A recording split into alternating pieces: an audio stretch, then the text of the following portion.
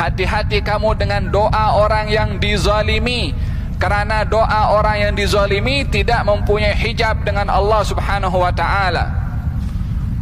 Seseorang akan keliru sebahagian mendengar hadis ini, ittaqi da'watal mazlum, hati-hati kamu kepada doa orang yang dizalimi, seakan-akan ianya memberi ruang kepada orang yang dizalimi untuk mendoakan orang yang zalim,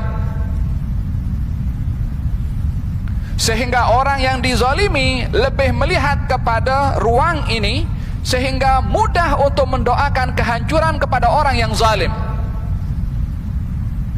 Dan orang yang dizalimi bila mana mendoakan kepada orang yang zalim merasa tidak bersalah, bahkan itu yang terbaik untuk mendoakan kepada orang yang zalim dengan doa kebinasaan dan kehancuran. Hadis Nabi SAW, hadis perlu difahami secara keseluruhan. Hadis Nabi ketika berbicara tentang ittaqi da'watal mazlum, hati-hati kamu kepada doa orang yang dizalimi, hakikatnya hadis ini peringatan kepada orang yang zalim untuk tidak berbuat zalim.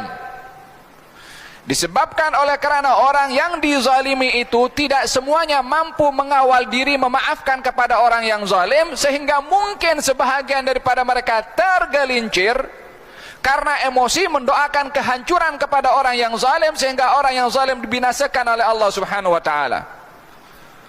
Tetapi hanya orang-orang yang terpanggil dengan emosinya, kalah dengan emosinya dalam keadaan dirinya dizalimi, maka dia mendoakan kehancuran kepada orang yang zalim. Tetapi bukan satu-satunya sikap kepada orang yang dizalimi untuk mendoakan kehancuran kepada orang yang zalim.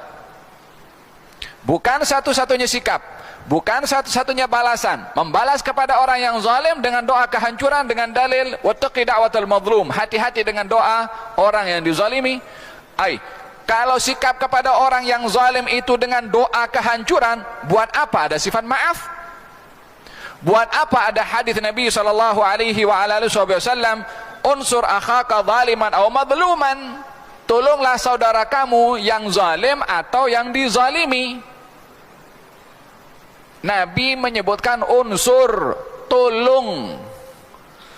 Sifat menolong itu daripada sifat rahmat, daripada sifat kasihan, daripada sifat kasih sayang kepada orang yang nak ditolong.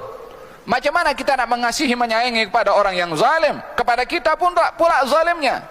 Nabi suruh tolong orang yang zalim, yakni bawalah nilai rahmat kepada orang yang zalim.